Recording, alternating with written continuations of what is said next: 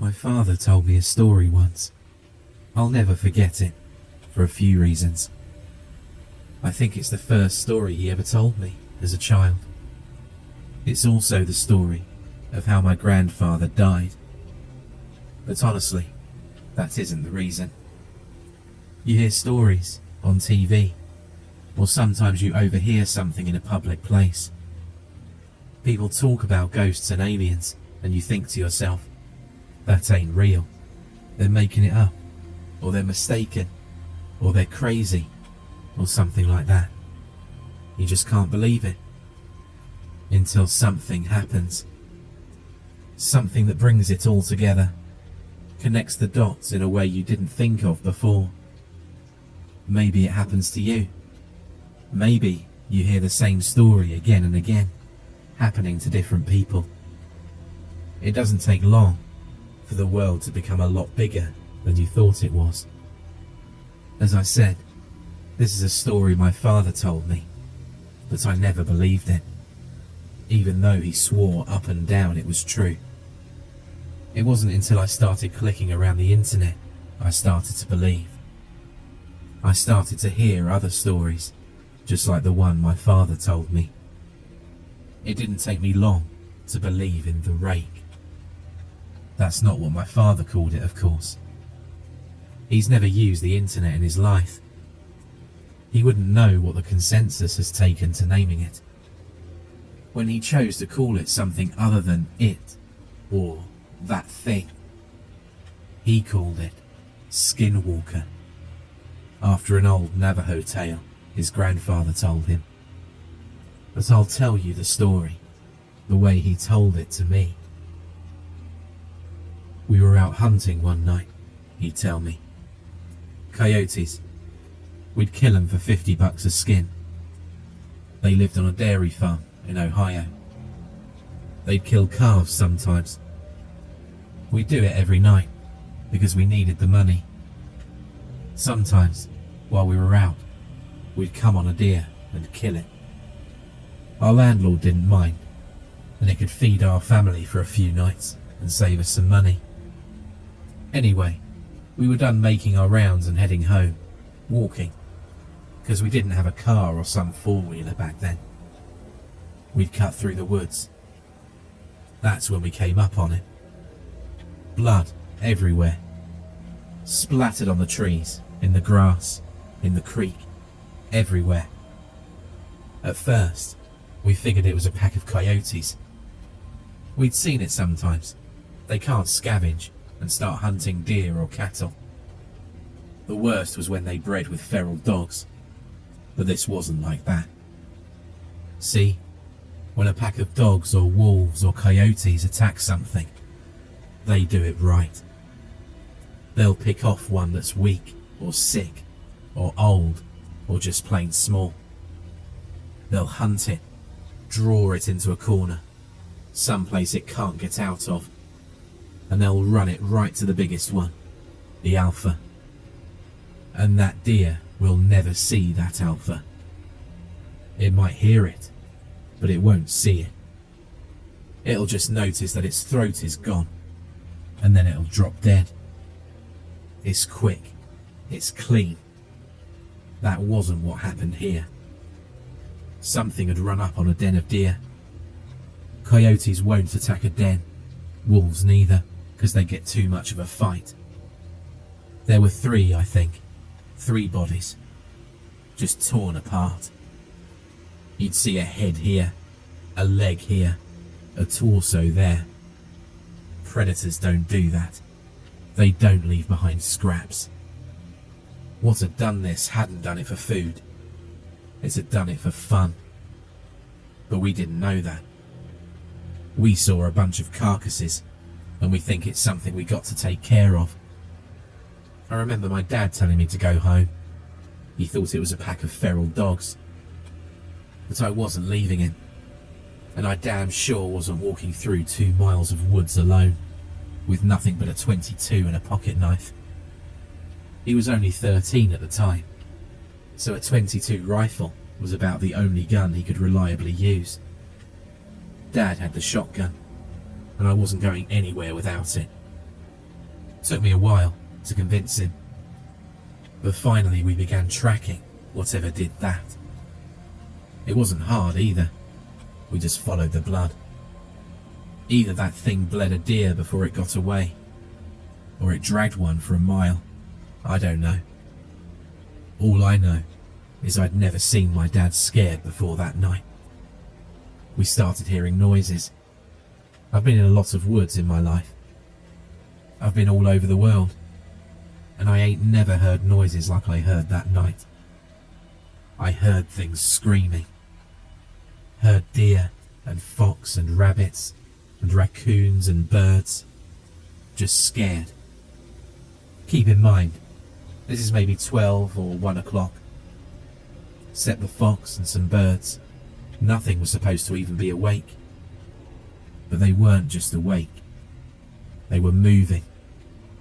I saw flocks of birds that night fly straight into trees just trying to get out of there.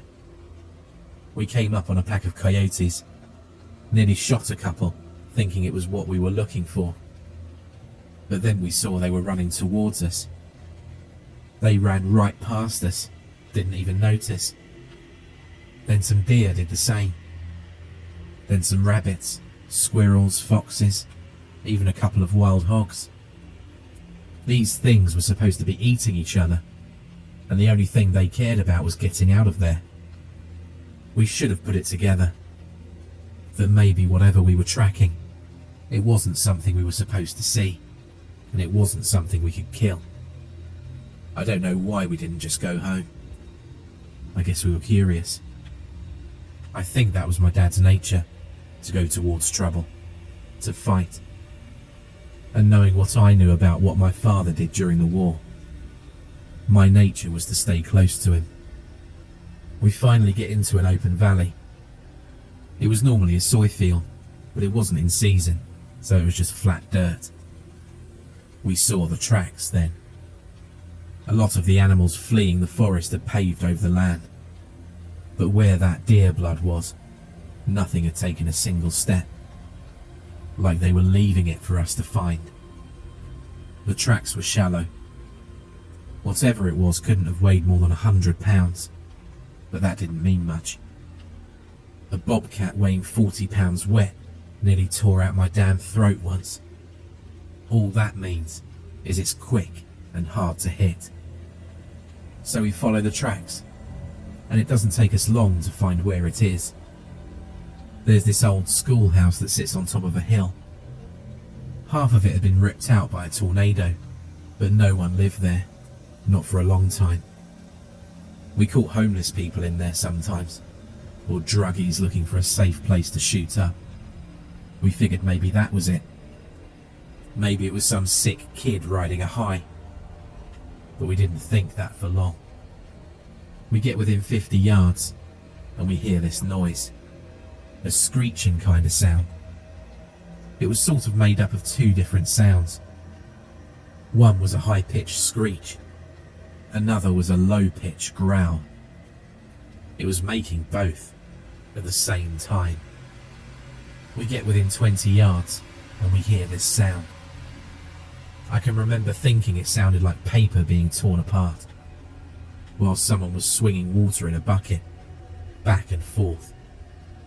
Dad looks at me, kneels down and whispers, "I gotta stay behind it, because we're about to corner him. Any animal will fight when it's cornered, especially when it's a predator. But we can tell by the tracks that it's just one." He tells me it's probably a single, feral dog, probably rabid. The plan's to sneak up on it while it's eating, shoot it, and then keep shooting it till it don't move anymore, then slit its throat. If it gets to Dad, it's my job to shoot it or stab it to get it off of him. So he walks up, and I'm right behind him, just a tad to his side, so I can see what it is.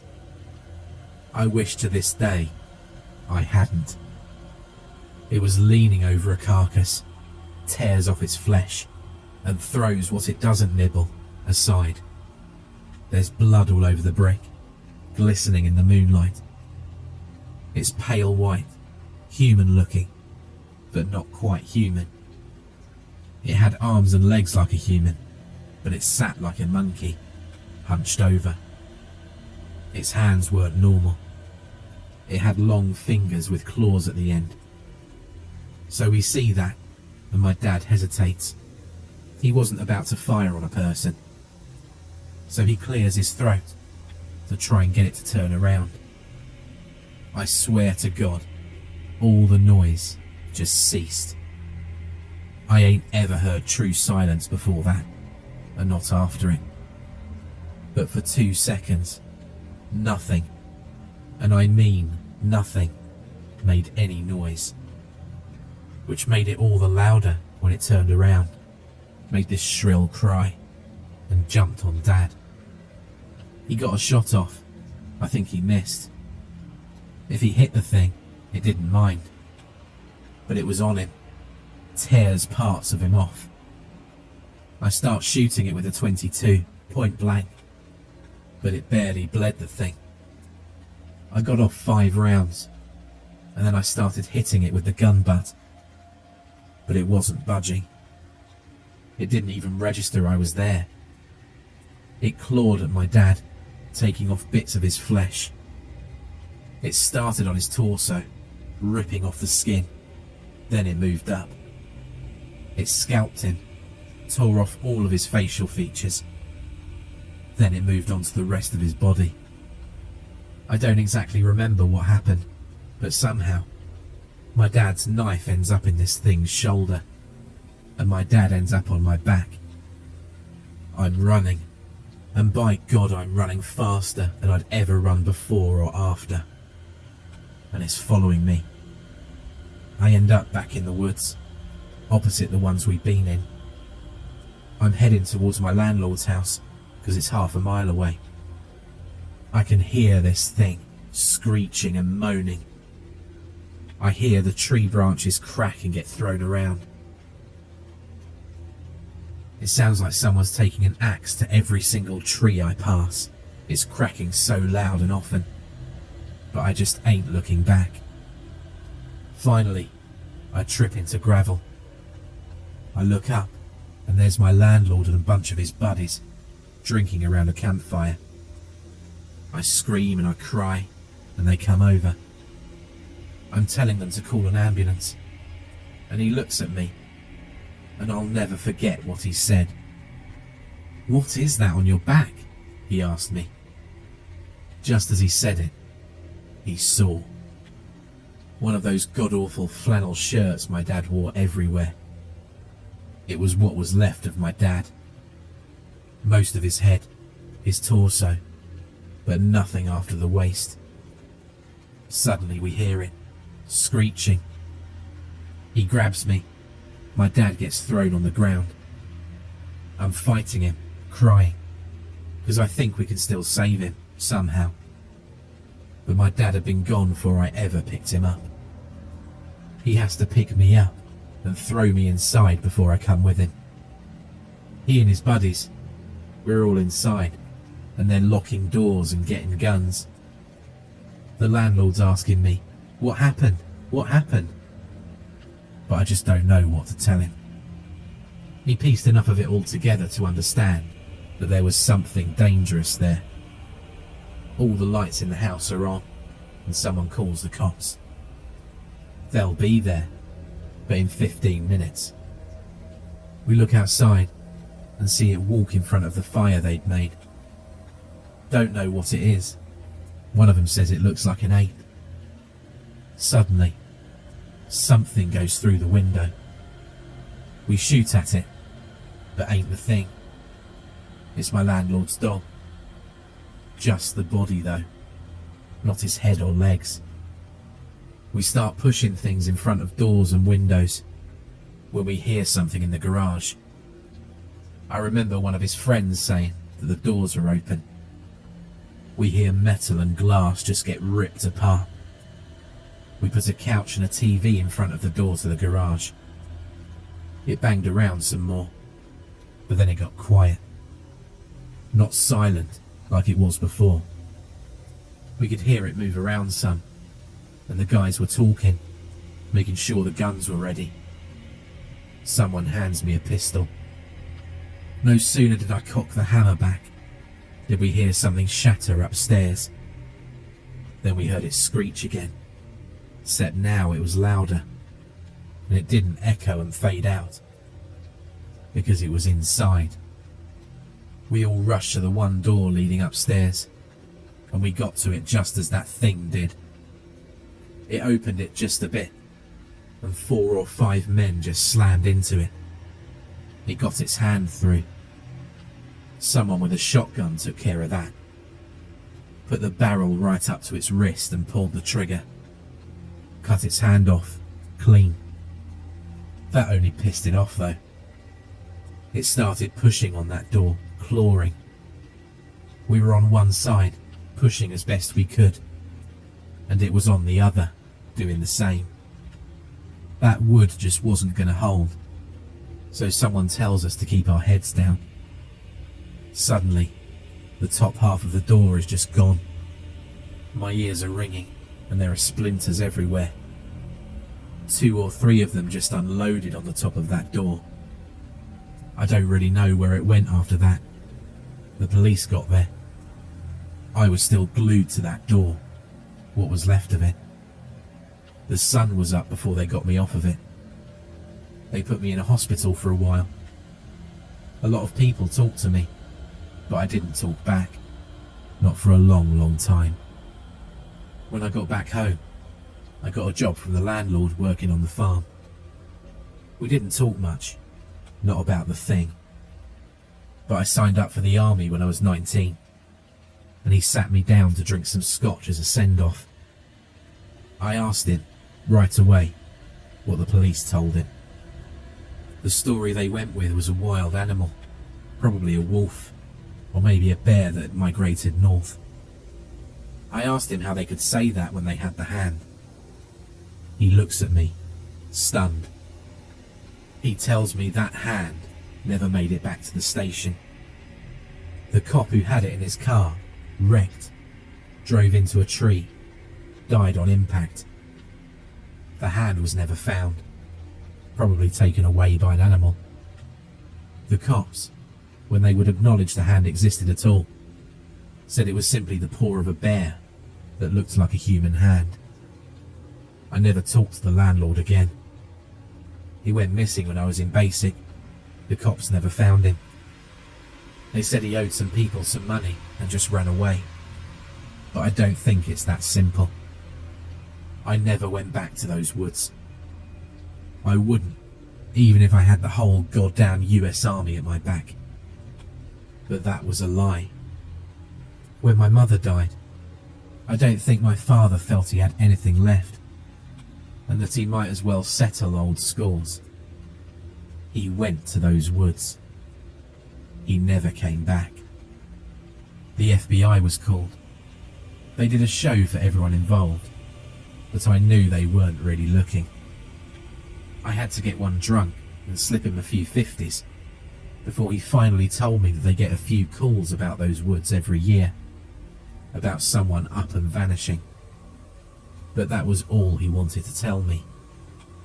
Before he got up and left with the rest of his team, he wrote "The Rake" onto a napkin. I didn't know what it meant until I searched for it on the internet. Honestly, I would have rather not known.